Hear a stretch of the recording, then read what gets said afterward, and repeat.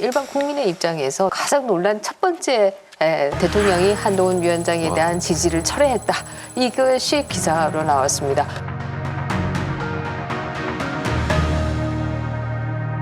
아니 도대체 뭐야? 왜 지지를 철회해? 라는 것이 나왔고요. 이것도 또 놀란 일이었는데 저는 뭐 사건의 클라이막스라고 한다면 한동훈 위원장이 22일 날 사퇴 요구를 받았으나 거절했다. 그 과정에 대해서는 제가 사퇴 요구를 거절했기 때문에 구체적인 내용에 대해서는 말씀드리진 않겠습니다. 당은 당의 일을 한 것이고 정은 정의 일을 하는 것이 국민을 위한 정치를 하는 길입니다. 제 임기는 총선 이후까지 이어지는 것으로 알고 있는데 이때가 가장 놀라는 순간이 아니었는가. 못을 딱 박는 그런 모델이었죠. 뭐 소설로 치면 아마 클라이막스는 그때가 아니었는가 이렇게 생각이 들고요. 정치에 관심 없는 분들도 이게 다 무슨 일인가. 굉장히 급 관심과 급 놀람이 교차했다 이렇게 얘기할 수 있을 텐데요. 실제로 저는 처음에 뉴스를 봤을 때 하도 가짜 뉴스들이 많아가지고 저도 가짜 뉴스들이 많아가지고 저는 가짜 뉴스인 줄 알았었어요. 왜냐하면 지금 여의도 문법과 전혀 다른 상황이. 보통 물밑에서 이렇게 그렇죠. 만약에 사퇴 요구를 받았다 하더라도 통상적으로는 뭐 이견이 있었지만 뭐 여러 가지 얘기를 해서 그게 이제 여의도 문법인데 그게 정치 언어죠. 그게 정치 언어죠. 그런데 그렇지 않고 직접을 했어요. 그러다 보니까 이건 기정사실화된 부분인데 이걸 우리 정치사를 돌이켜 보면은 2015년도 6월 25일 날 박근혜 대통령이 국무회의를 하면서 배신자는 이번 선거를 통해서 심판을 해주시기 바랍니다라고 한 그 발언이 굉장히 충격적이었거든요. 당시 원내대표인 유승민 원내대표를 향해서 한 겁니다. 지난 3년간 예산 대비 세수 부족은 22조 2천억 원입니다. 정세 없는 복지는 허구임이 입증되고 있습니다. 이제 우리 정치권은 국민 앞에 솔직하게 고백해야 합니다.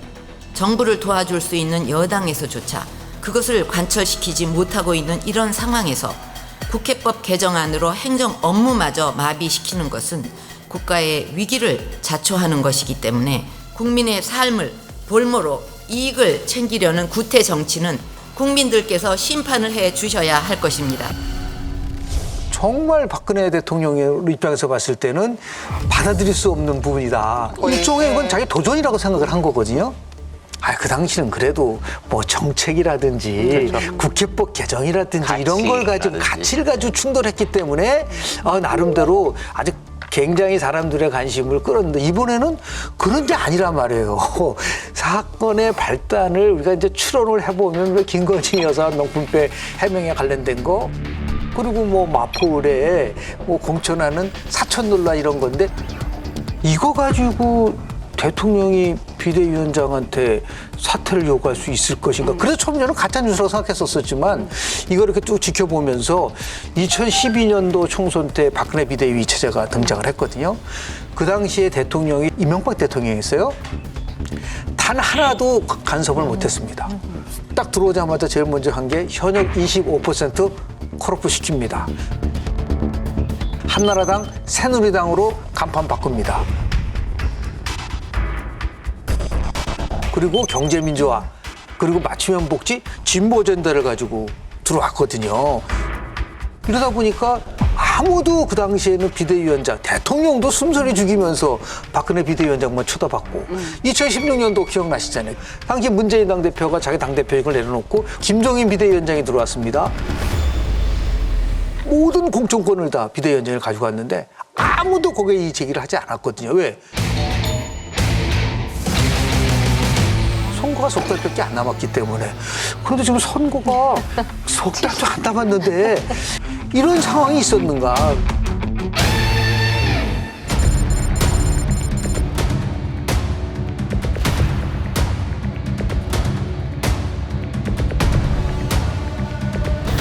한 위원장에게 직접적 사퇴 요구가 있었느냐 공방이 있었습니다.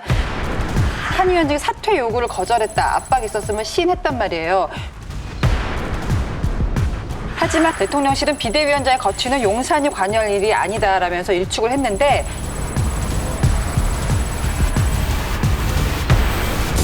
왜 같은 말인데 아다르고 어다르고 이렇게 의견차가 있다고 보십니까? 저는 그 대통령실에서 조건부 사퇴 무슨 말이냐면 김경률이라는 사람을 계속 한동훈 비대위원장하고 끼고 가면 대통령실과 당은 계속적으로 갈라질 수밖에 없습니다. 따라서 김경률을 사퇴시키지 않으면 당신도 사퇴하시오. 이렇게 얘기했을 가능성이 많다. 이 조건을 들어준다면 사퇴하라는 얘기는 아니다. 처음부터 바로 한동훈 비대위원장 사퇴하라 그렇게 얘기 안 했을 것 같아요. 그 징후가 저는 바로 그 전날 윤대욱 대표의 평소의 성정과 다른 격앙된 표현을 했다는 건 이미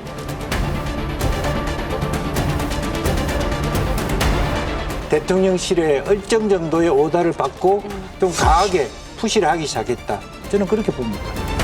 그 앞으로 윤재욱 원내대표 말씀하시기 전에 이용 의원이 아마 처음에 의원들 단체 SNS방에 뭐 사과하면 밀리는 것이다. 뭐 좌파는 인간이 아니기 때문에 상대하면 안 된다. 뭐 그런 식의 이제 SNS 글을 먼저 올렸다는 거죠. 그런데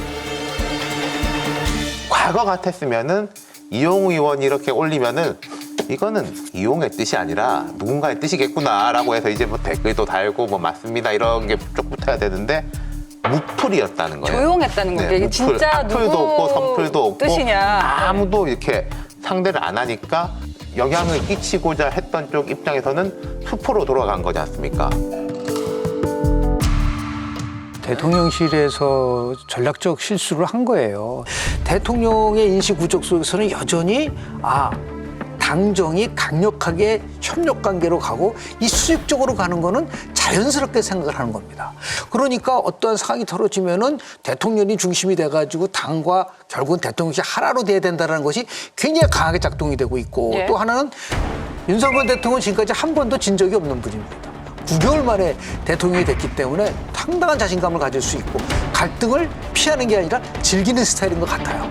그러다 보니까 지금 굉장히 절박하죠. 만약에 내년 총선에서 패배를 한다고 하면은 바로 레임덕이 오죠. 바로 레임덕이고 뭐 식물 정권 얘기 나오고 그러지만 실제로 선거에서 가장 중요한 거는 왜 그럼 한동훈 비대위원장을 선택을 했을까요?